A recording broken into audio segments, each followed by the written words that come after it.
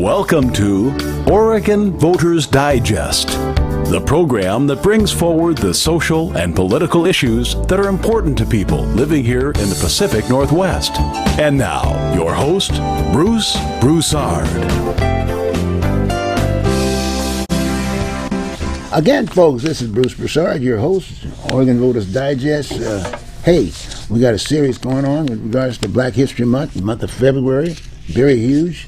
And I think that is a benefit. We're learning a lot. There's a lot to be learned. And we are transitioning, thank goodness. And so what we're going to do, we're going to take some time out to talk about some issues here in the Portland metropolitan area.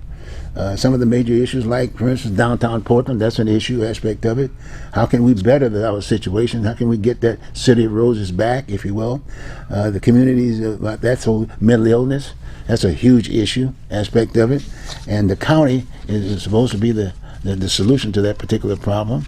And then we got again, we still have police. As far as public safety is concerned, they're having problems basically being able to do that work, if you will. And that's another major issue aspect of it. And then we got the whole issue of how does a community as a whole can get together to share their frustrations. And normally that's kind of like the marching that you might see downtown, and they use downtown purposely for et cetera, to demonstration, whatever. I want to talk a little bit about that and talk about, talk about solutions. We want to get into solutions. No personalities, just own solutions.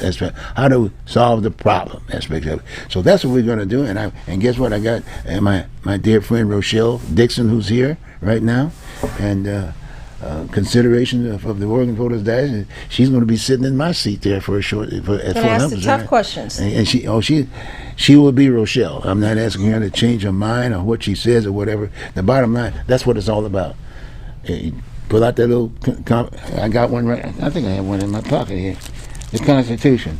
Where is it? Oh, you have a pocket Constitution? I got my pocket's Constitution. Oh, my goodness. I normally carry, I got the references, the time something, but the bottom line, you can still Google it right here. Mm-hmm. You got one. You can just say U.S. Constitution, and there it is, okay? But anyway, the point of the matter is that I'm not interested in the personality aspect of it. I'm interested in the solutions. And we as a people, as a whole, as a group, have hired people to deal with those issues. They're called elected officials. They're employees of the community, because it says a government of the people, by the people, and for the people. And unfortunately, we're so vigorous, and folks are getting excited about their own various ethnic backgrounds and whatever. Everybody's wanting the peace. But this country was not built like that. It was built with diversity, with everybody for that matter. And it just so happened that one who can basically get in a seat, who basically look at it from the standpoint of saying, well, we are your employers, and you're the employee, the community. And a lot of times they don't understand that, and not right up front with you. And within our Constitution, it gives the opportunity of a person who says, well, that's the way it should be, through the election process. They got a bigger voice, if you will. So my point is that it's okay, but now we've got to pay a little bit more close attention, because we got more of an educated society than before, and we got diversity. They're not the black community. They're not the white community. They're not the Asian community. They are the community. And and all of them are employers. And those seats there, it's diversified, because we as a community are supposed to be able to say, these are the issues that I want you to work on. I got four issues right here. And when you register to vote, register to run for that office, I want you to address that, and I want you to hand that in. But what makes it diverse? Make it diverse? What makes city council diverse? Well, what makes it diverse is that whoever goes in there and put their names down on the list and run for office. Do we have diversity of thought? No, it's not. The only diversity is it's American diversity, if you want to put it that way. Well, And then there's always been upon numbers, right? If people want to say, well, okay, fine. Well, I'm white here, and there's 40 people here, and so consequently, and you're here, but you only identify with 2 people, and I think that, and the Asian, they got 1, and since I got 39 votes, I don't like you. Well, that's not what they were sent there. Have you answered those questions? Talk to the solutions of the problem. That's your job. That's your job. When you lead, you lead everyone, and so it doesn't matter who you are. No, and I'll fire you. I'm gonna recall you. The system's in the government. I don't think that I'm so glad you brought that up, because you talked about voting, and I think voting is one outlet for making change. Now, it's an outlet that I use, but it's not the one that I use most often. So we do have a court. We also have, for elected officials, we have a recall process. That's right. That the auditor has. That's right. And you can simply recall someone because you don't think they're doing their job adequately. Now, you must speak truthfully. You can't make things up. But they can be recalled for any instance of not doing their job. The truth is, most people don't see it as an avenue they want to pursue. They don't want to spend the time. They don't want to spend the money. They don't want to spend the energy. I have filed a recall once and pulled it back because of the timing was wrong. So I'll give you a hint. If you're filing a recall, you want to file it during the warmer weather months, because it really heavily depends on your canvassers getting out and knocking the door. So I learned that. Wait a minute. No, I think that I'm gonna back you up on that. I'm gonna back.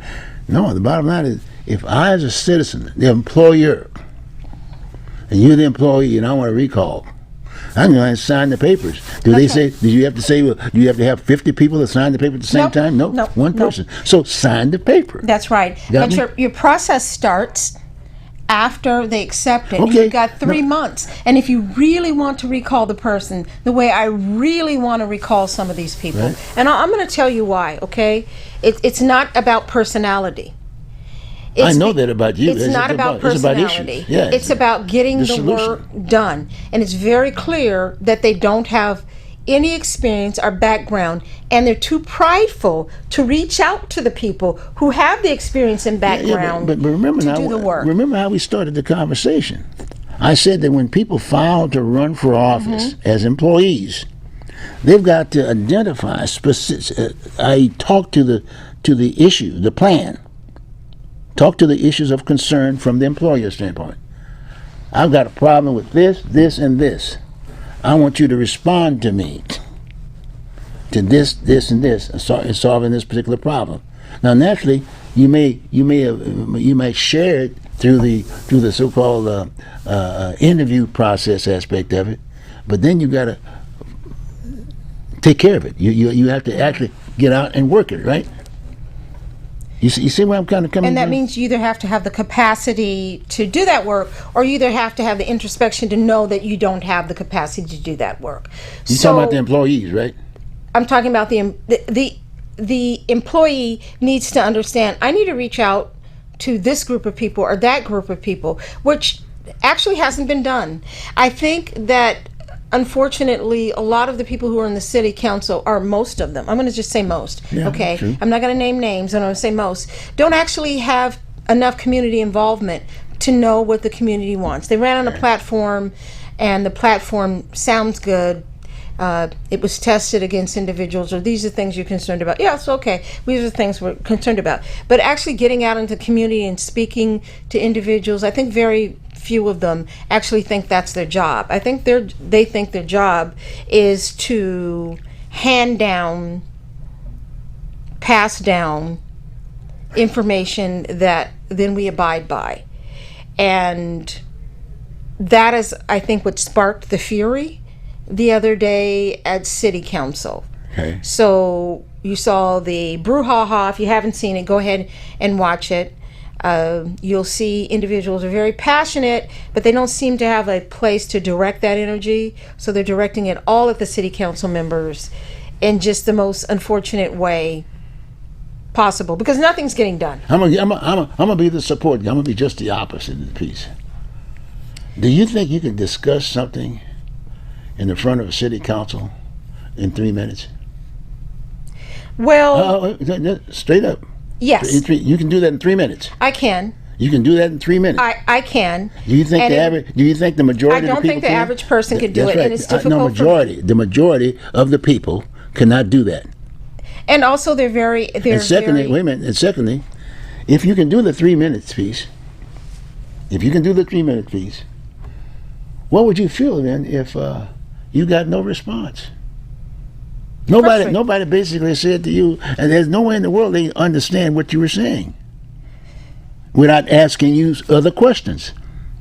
You can't get 12 people that are just sitting up there and listen to you talk 3 minutes without asking you a question. Well, Because just the mere fact that a person's going to go downtown and park, spend that time publicly and be seen to express themselves, and most of them have to read it. And a lot of times they'll read it and put it on their computer and read it that way and whatever. The bottom line is, as an employer, I don't have to read it if I know what my concern. I know what my concern are. I want to get those rats squared away now. when you have 3 minutes, you want to be very concise about what you're speaking about. We have the luxury of a lot of time today, and I'm very grateful for that. But if I was in front of the individuals, I would speak for 3 minutes. However, I have enough experience to know that 99% of any chat that I'm having has no effectiveness. The only reason I give a person a conversation is to let them know that I'll be following up with them with action. So if I'm giving you a conversation, that means you should be acting, because I'm going to be acting. Yeah, but I'm still. You know what I'm saying? You still. You got 3 minutes. That's 3 minutes. I've got security folks that'll prevent you from seeing me. I've got all kinds of goodies. But the mere fact that you physically went there to sit in that seat, to share your thoughts, to put the issue on the table, and that's what I'm saying. We're missing something within that process. I'm saying before they get elected, anybody gets in that seat, they should identify specifically to some of the major issues of concern. They should write it down, and they don't have to share it with anybody, because it's like saying people will take some of your stuff away. But the idea is when they file to run for office, they should list how I'm going to be able to solve this problem. That's what I'm going to address. Put that down in writing. Put it in there and file. Now, the person should be talking about one thing: those 4 issues. Well, we have to understand that the individual who's running for office is running a marketing campaign. It's a campaign to get elected. It is not a campaign Well, that's to what solve, we're doing now. Let's be honest, it's not a campaign to solve everything that they stated. Here's why. No city council person is a one-person show. They can say that they will advocate for something, but budget constraints, federal law taking precedence, so no one can say with certainty that they're going to do X, Y, Z. I'm very concerned when I hear people say that this is the way it's going to happen. We don't have any kings here. This is the way it's going to happen. They're all kings and queens. That means they're pretty much not listening. That's right. Okay, they're not listening because they've already made a decision. So I think the most important thing is to get out in the communities in which you serve, talk to the individuals, because things are very tense at the moment. The livability of our communities is going down. And we don't like to talk about our communities in negative ways. So we sometimes are quiet about it, and then it boils over. But we really need to be honest about the amount of garbage, Rochelle, the amount of violence. But I'm still coming back to the same way. You're an employee, okay. And they need to come within the communities to have those conversations. You are an employer. You're not an employee. The people who are sitting in those chairs are employees. There is a difference. Yeah. Right? And if you don't want to do it as I say, then guess what? You don't run. And I'm just trying to say, be specific with these individuals. Because, I mean, I even heard comments from some of the commissioners say, well, gee, when you look at the people who ran, all they were looking at is one thing. All they have to do is get the numbers. no background and nothing of that nature about issues. Just get the numbers and get me in the seat. I got 150. I'm looking at 150 to $200,000 on that seat, and there are 3 people per district. 3 people per district, and they haven't even that. Do you remember my comment about what was going to happen when there were more people in the district? Oh yeah. There would be more people getting nothing done. Yeah. Well, just to me. So, but 2 people were killed on Barber Boulevard. right. Okay. Traffic, right? Right. So we got traffic problems, directional problems, sidewalks lifting, no sidewalks, okay? We have a homeless issue. We have many issues, but there's no one in district that you can really have these conversations about. And if you expect a business person who's put in 12, 15, 16 hours a day, that's paying the wage of the city council person, Right, that's what we to do. go downtown Yep. park and subject themselves to all of those things, then you got it wrong. They need to come out to their districts, and I have to say that there are people who do this. Okay, now I don't know how many of the city council folks have done it. I believe Loretta Smith, but I want to say that She has some experience. I know. Political experience. Yes, exactly. is But not. also, I have to mention that Lou Frederickson had his coffees in his district for years. I think he just had another one. I'm still on the list. He's having coffees, but that's what we need in our district. Come out and have coffee with us and let the people tell you about their concerns. We do have a population that has been there in the Southwest community for some time. Some of them are Orthodox Jews. They stay very close in their community. Yeah, they got a community. Yeah. Why do they need to go downtown and possibly expose themselves to more harm because of the way that they dress? They dress differently, okay? And right now we've got a lot of Islamophobia, and we have a lot of Israeli hate, and we're asking these communities to go from their comfort Yeah. downtown, which is not exactly a very safe place. I love downtown, but I just don't feel very safe but there like anymore. I said, again, going right back to the same point. Those people that are sitting in those seats right now don't understand the definition between an employer and an employee. I'm making it very simple. Yes, and I understand what you're saying, like, have I contacted them? The answer is no. No. And the reason is I do have a lot of experience, because if I do reach out to you, the die is cast. I've already made the plan. I'm just reaching out to you to give you that one last chance, because if you haven't done it in a year, you're not going to do it now. Well, tell me this. Why should the employer have to educate the employee that said they knew the job on how to do every little thing? Then I would do the job myself. So what does the employer do if you don't do your job? What do they do? Generally about 90 days you'll be gone. No, or if not that, they demote you and give you something else, or bring you up and retrain you if that's the need. Because a lot of times you got to find someone else. If you got a broken line, you got to replace the person. You know what I mean? So my point is that we need to make that. We need to understand. We need to educate. We need to educate the voting public, who are the employers. We need to truly educate them. They're frustrated. Why should I pick up the phone? I can't talk to this person. They can't even. They won't even knock on my door.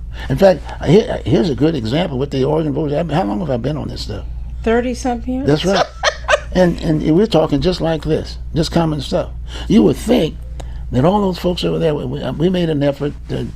John was here with me for a while, and reaching out to get people to come and I hear you. to expose them about this piece. But guess what? They don't call up. And in fact, even the ones that have gotten elected should have reached out and say, "Hey, look here, we got a community television down here that we're the employers. We're paid purposely. This is a non-profit. This is paid by the community, the employers." I They don't should know. all visit an entity or have an entity other than myself. Just get someone else. Well, But maybe the idea- people in the other districts are satisfied, and maybe I haven't been hearing that. I've been hearing a little grumbling when I talk to folks about their different districts. But what I'm going to say to you is, I am never going to reach out to elected officials and explain to them how to do their job. At that point, I'm just going to do your job. And I mean that. So when Ted Wheeler set up shelters for folks in the heat, but he forgot to tell them how to get there or make arrangements, I said, well, can we all call TriMet and just let them know that these people will be heading to these shelters because it's hot, it's 170 degrees, and they need to get to these shelters. Did you call them? I called TriMet. And what did Ted they say? Wheeler was out of town. Okay, so what did TriMet say? Well, after about 16 hours, they announced that you could get on the bus and just tell the bus driver that you were going to a shelter. I'm not going to beg. But look at what you're saying. You're the employer. You had to call TriMet when you couldn't get in touch with Wheeler, right? I didn't actually try, but I knew that he was out of town, and I knew that he had some family issues going, so I want to be respectful of the fact that they have a life and that 24 hours a day this city is happening. I'm not interested in your personal life. I'm interested in the fact that you're an employee and I've got a job and you applied for the job. But you know what I saw again? I saw when the shelters came out, it did not say, to get to a warming shelter, please use TriMet. I didn't see that again, and I thought, are we back where we were? Well, we should have made sure that the media was aware of it. Should have been front page. You know what I'm saying? All the media stuff to educate people. Because everybody don't have a TV. I got to do it again? Is what I'm saying. Yeah, well, and if this is a continuing problem, then we have the wrong people in office. That's right. So what I'm saying is, I'm not going to reach out and beg them to do the right thing. No, you're fine. I'm going to reach out. You got it. Yeah. I got to reach out, and the second reach out is going to be a recall. Well, no, they don't listen. It's a recall. Yes. No, but I like to reach out and give people. This is my concern. Well, that's what it is. That's how it is. But first, no, because when I recall you, I'm going to the mat. Yeah, but understand what I'm saying. Now, when you fill that form out, you normally have a piece there talking to the rationale for the recall. Yes, right? I filled one out. You fill it out. So that's it. That's right. Now, normally the individual should be responding to you. If not responding after the auditor accepts it. After the auditor accepts, if they don't respond, you say, "Boom, I'm going to go in." I don't give a damn if you got just one person out there. That makes sense. However, you can hold a press conference. I'm all about the results. I'm all about the. I'm all about the results. So I'm agreeing with you. Yeah, so narrow it down. Like I say, there's a whole new group of folks. We'd have a better situation if they, in fact, when they filed to run for that office, there would be a list of let's say the 4 top issues that we want to address. There'll be more, but the 4 top issues, and they would have to respond to it in writing when they file.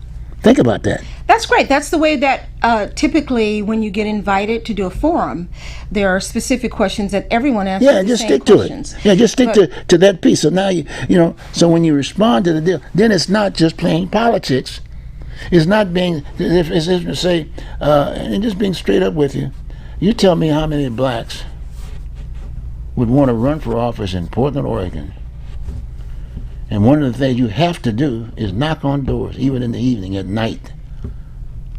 With the situation it is right now, the divide we got right now. A lot of folks are scared. True. That is true. And even whites. But you know what I'm more afraid they're scared too. Whites are scared too.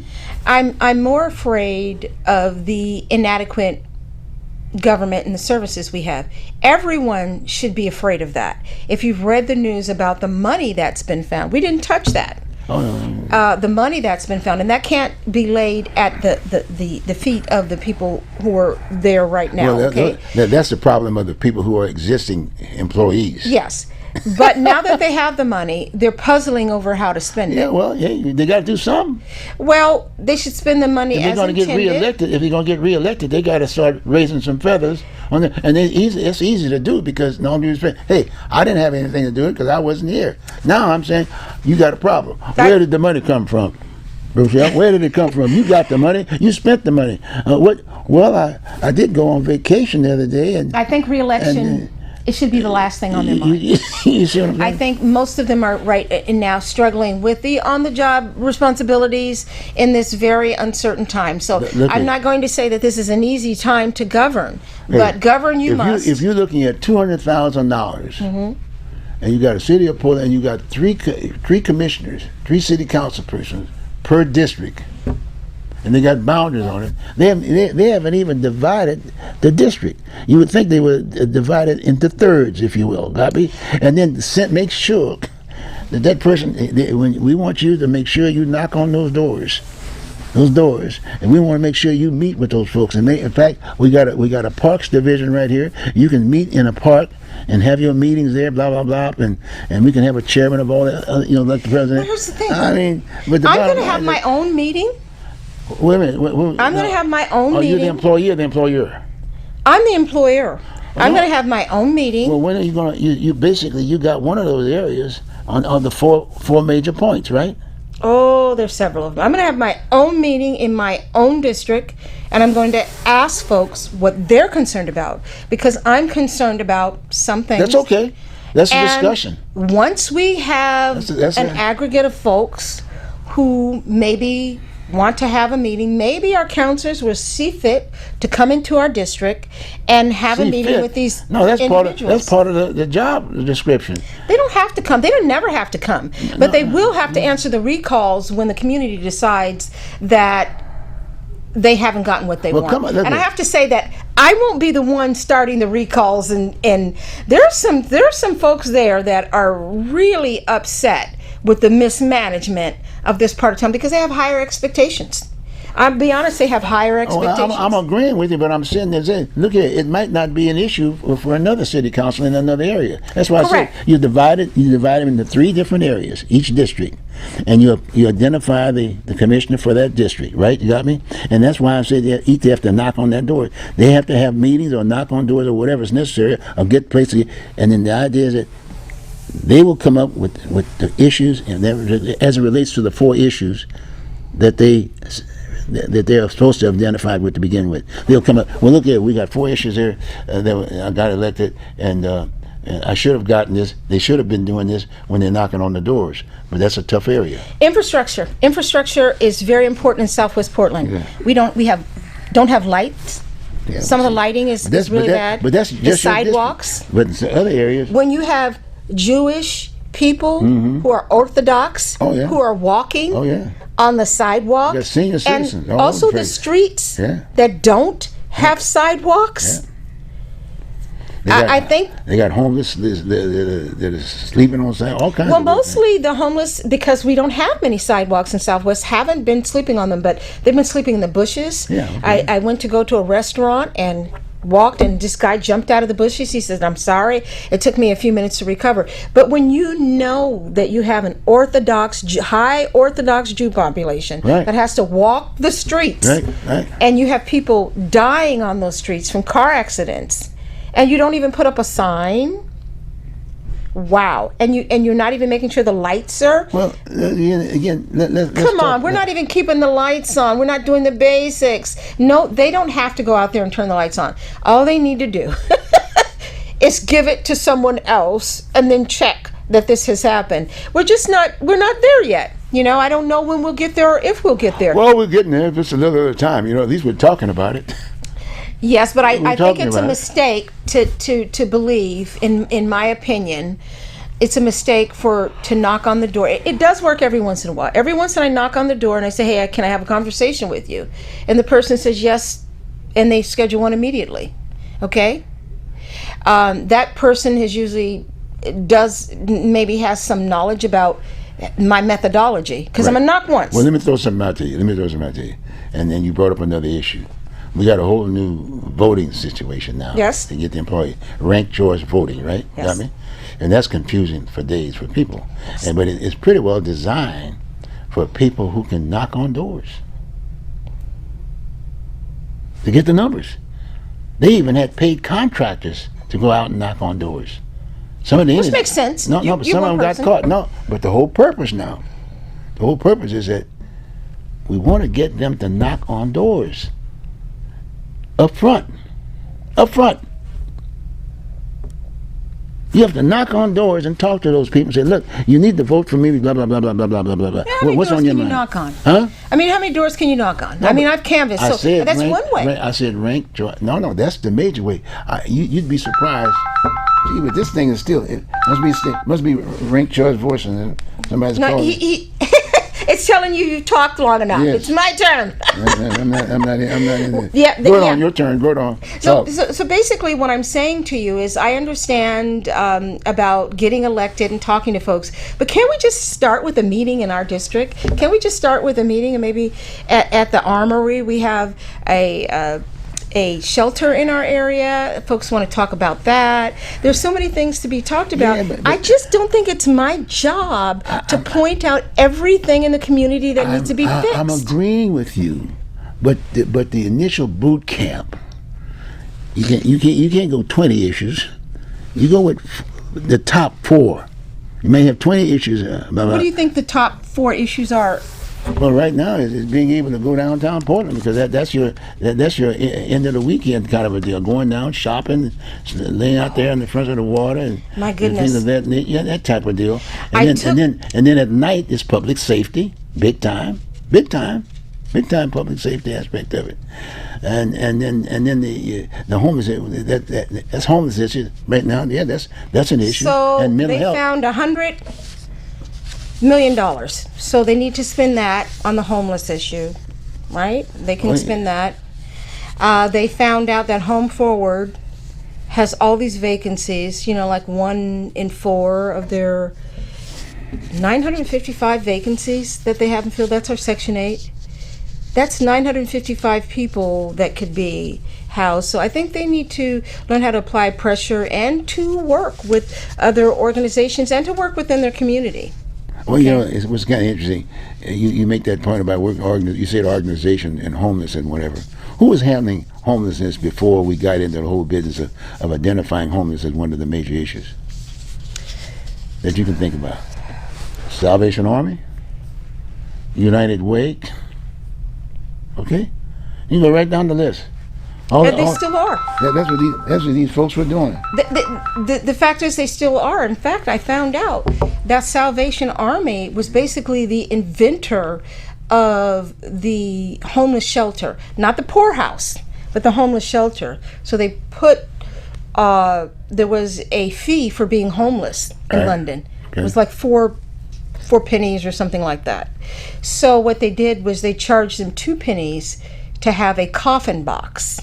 And so they put the wood grid on the bed so you wouldn't have to touch each other, but you got a space that was like 6 by 3. Okay. And it was just wood on the floor. Okay. And then they put blankets over the top of them. Okay. Salvation Army is still doing it today. Okay. I mean, basically, if they're going to continue to do it, I'd rather we give the money to Salvation Army and take that away from City Council, because they're not doing a good job at it. Okay.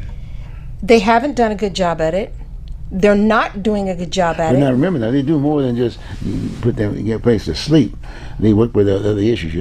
Are you unemployed? Not trying to find themselves a job, find their family folks. Are you saying that they're good at those things?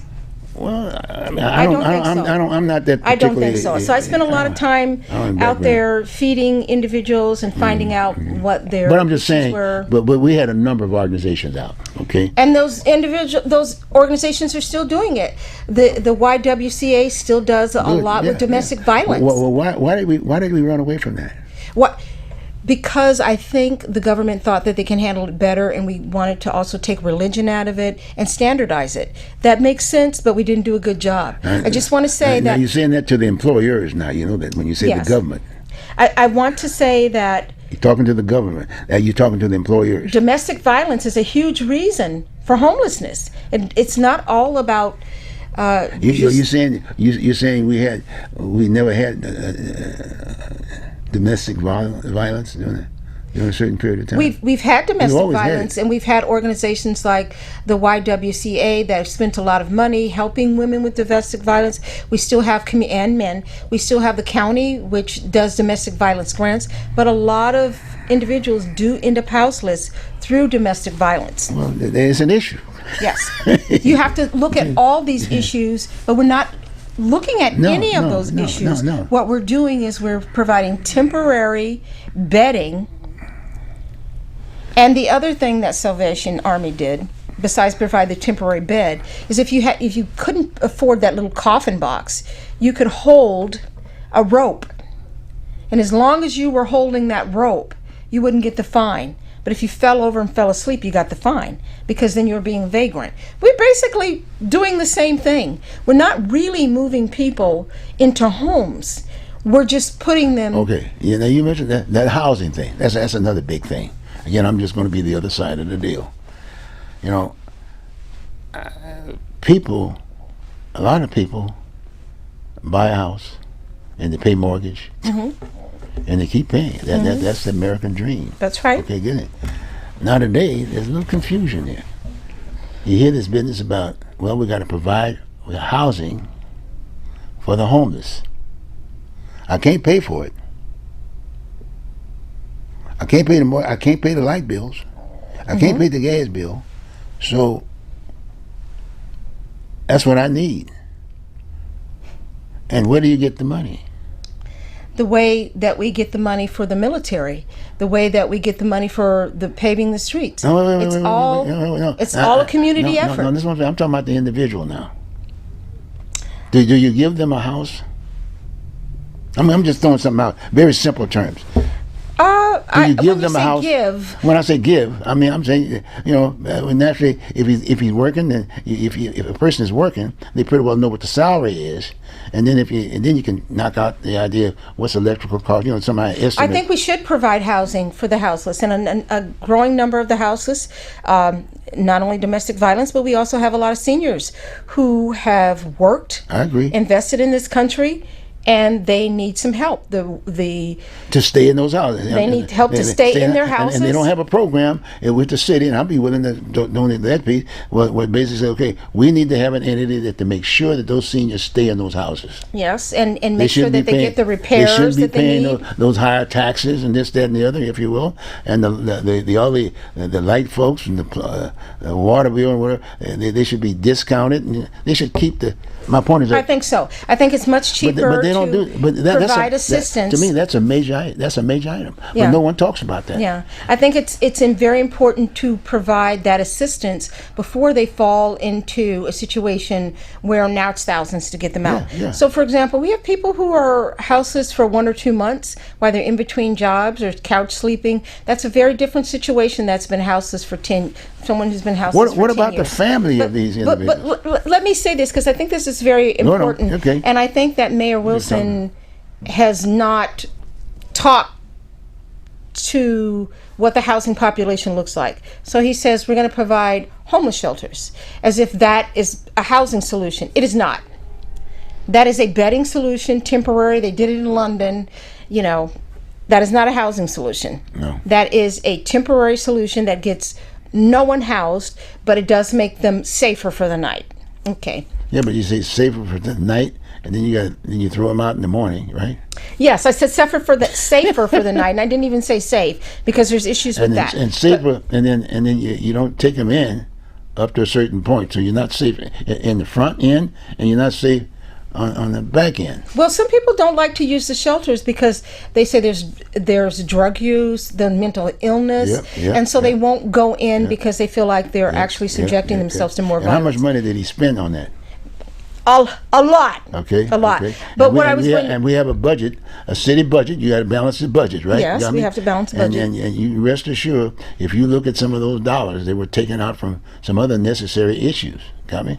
But the problem is growing. I'm just saying, in all due respect, and I knew of Mayor Wilson. In fact, I even supported him during that particular time. But in all due respect, I also knew that he didn't have any background in what the communities were like. He ran for office, and I think that in many ways, the way he ran for office, there were some people that were there.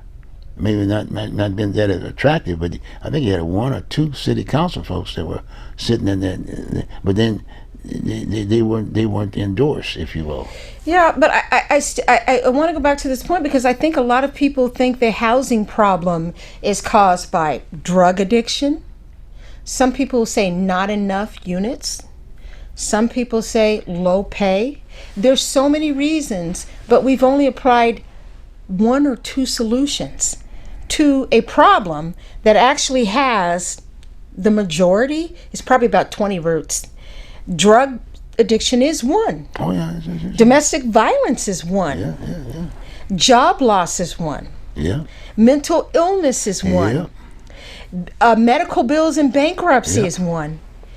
LGBTQ children who get tossed from their homes when their parents say, there's so many reasons. A lot of reasons. And but we've only provide one solution. Go to Salvation Army.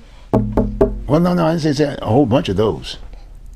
They got Not everybody is comfortable going to Salvation Army. No. There's United Way. I mean, there's a lot of entities. They got some entities that just all they do is raise money. I just happen to have been working but for maybe them. I'm a Muslim woman, and maybe I want to go someplace, and I don't want to be with the men. Okay, how many? So okay, let's say for you, like you said, there's an entity. So maybe there's only 4 people that have basically said you've identified, and you've got to build a complex. Is that feasible? Or if not that, what you could do, one of the things that could do, where's the family?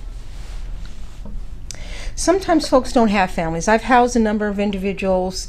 Wait a minute, you got birth certificates. I mean, they got Social Security numbers. Yeah, but sometimes the families are similarly situated. They may not have the income to support the other person. Yeah, sometimes it's mental illness. Maybe that might be an opportunity there to maybe look at pay the families, if you will. That did happen, and then they'll take care of the housing. There was a situation, but then a family member could talk to another family person far better than an outsider coming in trying to tell them, throwing it down their throat, et cetera, et cetera, et cetera. They can get rebellious, and all of a sudden, bang, Well, it depends on where it's coming from. So if you have a domestic violence situation, you may have a situation where the family does not support what's going on, and it's challenging, and you need to get someone else involved. But I guess my point is, when you look at the housing problem as if it's one problem, you've already failed. If you don't have at least 15 root causes down that you're working with, okay? Well, you got to get it initially right off the bat. I think we need that is society, because that's the economics of our existence, for that matter. We got to pay taxes. You got to pay rent. I call it rent. You got to pay rent. You have to pay rent if you're going to move in an area. Sure, but somebody who's dealing lights, gas, water. Somebody who's in a wheelchair and is older does not have the same capacity to work as somebody who's younger and maybe a teenager, but they have no direction. No, I'm talking These about people are going to need. But we're talking about housing, though. See, but they're going to need very different housing solutions. Right, but my like point this is teenager can probably go into a dorm. They can be in a dorm-like situation, a college-like situation. That's that age. But you know what? This young person, like a hostel. That would work for them around other younger people. Harry's Place, Outside Inn has tried to develop that kind of. But this person needs wide bathroom doors. They need assistance. Okay. This person over here that's mentally ill needs that to be addressed, because when they're in community with other people, they disrupt other people's peace. People don't want to be around them. They're scary. The drug, you see, so trying to say that I have 800 overnight beds, how does this... Where does this fit?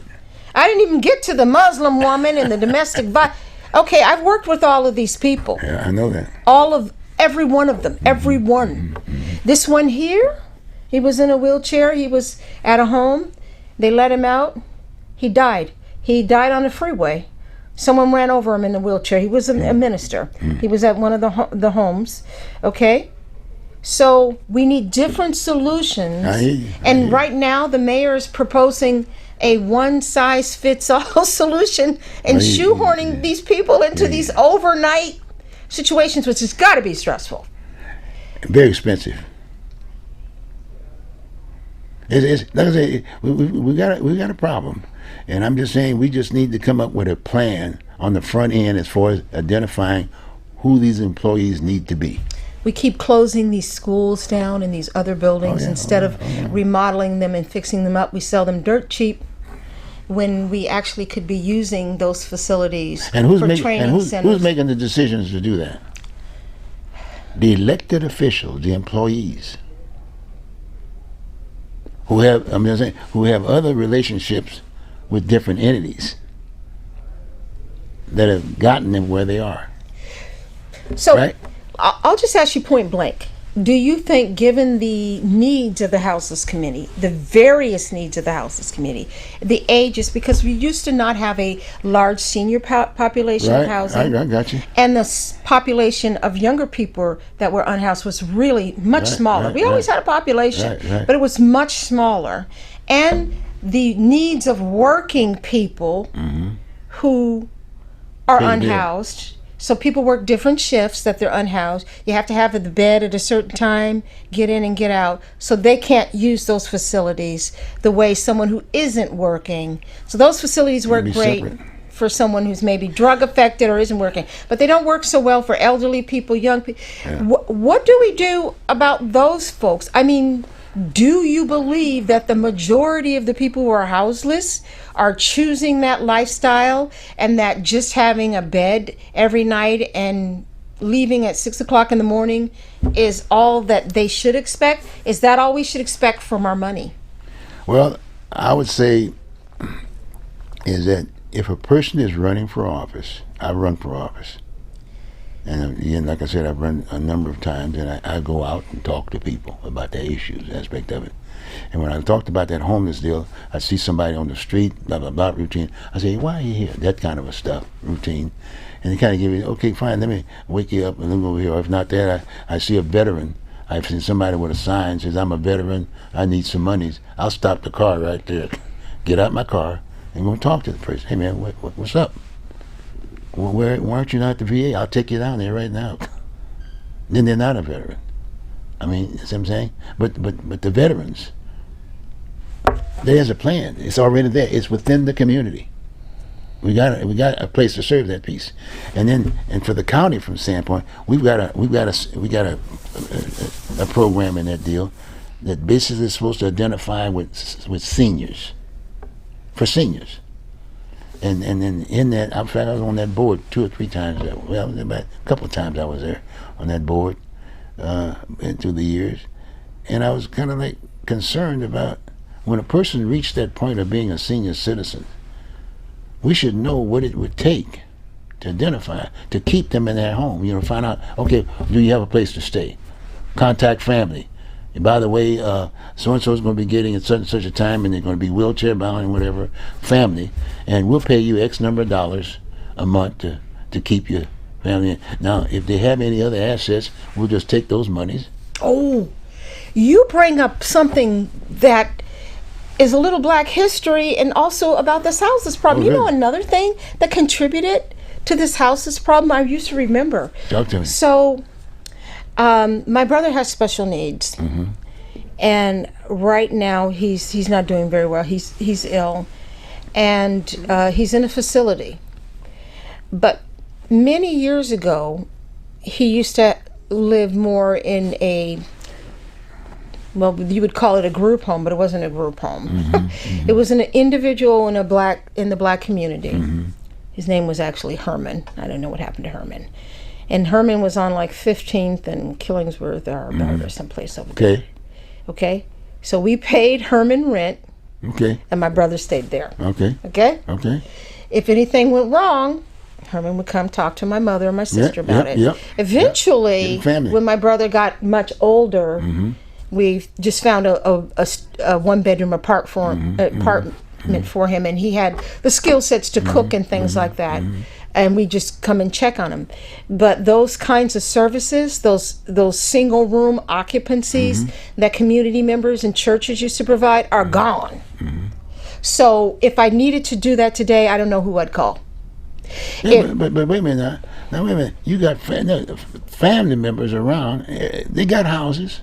That's true, but we did not want the responsibility of taking care of my brother who had special needs. There was somebody in the community Well, then I'm saying who could do it, and we could pay him. Okay, well that's what I'm saying. The county had an entity. for elderly type situation. Well, he was younger, and we paid him directly. But then the county came in and decided that they had a bunch of regulations. They're gonna do it, And then we lost what was our home address for the black community. Yeah. And now we have a lot of those people who would have been in places that were group homes with neighbors that you could just walk to, see your community. I agree. They're gone. I agree. And now what they are is specialized developmental homes. I worked in those too, developmentally disabled homes. They're usually sponsored by churches. I spend the weekend, 3 days, with 15 women and make sure that they took care of themselves. They weren't homeless because they all lived together, and the church had the house. We lost all that, and now we have little rooms where they get kicked out at 6 o'clock in the morning. That's what we replaced that with. We went backwards. You know what I'm saying? They still have homes where there are nurses inside the home that will make sure your mother gets the right meal or the right food, that are community members. But with all these rules and regulations and having to own the facility, a lot of the community members that used to do this work no longer do it. And so that has caused a lot of mentally ill people to be unhoused because their habits don't necessarily work. We don't have a clear plan. We do not. You agree with me on that? I do. We haven't even acknowledged. We haven't. And the bottom line, and the people that we are paying to respond to a plan are not doing the work. They're getting the dollars. We ask to get the dollars, but in all due respect, they're not doing the work. They're not. In fact, we don't have a plan, so we got to get that plan. That's why I make that point about if we got 10 items. 10 that we can agree that the city of Portland said this is and you rank them accordingly. Now that to me is ranked choice as far as I'm concerned. You rank them all together, 10 items. And you say the first thing we're going to do, because this is we're just advertising this thing, and we want to get the best person that will make sure that they get out, they knock on the door, put that criteria on the front end and whatever. And at the same time, we want to let them know these are the 4 things we want you to work on the first day. That's what you want you to do. You see where I'm kind of coming from? I see where you're coming from. I'm breaking it down such that it's doable by them. So a person would be able to say, "Oh, I think I can do that." Please. To be honest, I'm not sure we're going to have any stability until we have another election. Well, I know that. That's a fact. I see that there's a lot of chaos. It showed up in the city hall, and I think there's a lot of frustration. But I think one of the things that the easiest way they could get rid of some of the frustration is to go in district and have a meeting with just your district, that you can hear your district's concern. That was the whole point. Right, but they didn't. So hearing, 12 people having to hear from however many people wanted to be heard at that meeting, and each of them having a few minutes, it's not adequate. And the chairman is not even sitting at the front. The mayor. The mayor should be sitting in the front seat with the 12 commissioners. Don't get me wrong. He should be chairing that meeting. That's what that and then he is supposed to be basically that's that chain of command thing, that we very familiar with. Got me? See, we broke out so fast. All of a sudden, said we don't need the mayor anymore. I think that's what's happened. He didn't have any veto powers. He doesn't have nothing. He's got a budget. This, that, and the other. But the mayorship right now is with those 12 members. I think we've got 12 mayors. Yes, we do. I think we switched so fast. And you got the person who's sitting in there today said, "Well, look, I reluctantly take the job, but I'm not going to do this from now on." Well, wait a minute. What does that tell me as an employer? I've got you. I want you to do a certain job, and guess what? You're telling me you're going to quit. So all the things you're going to be doing within this year is kind of like a personal thing.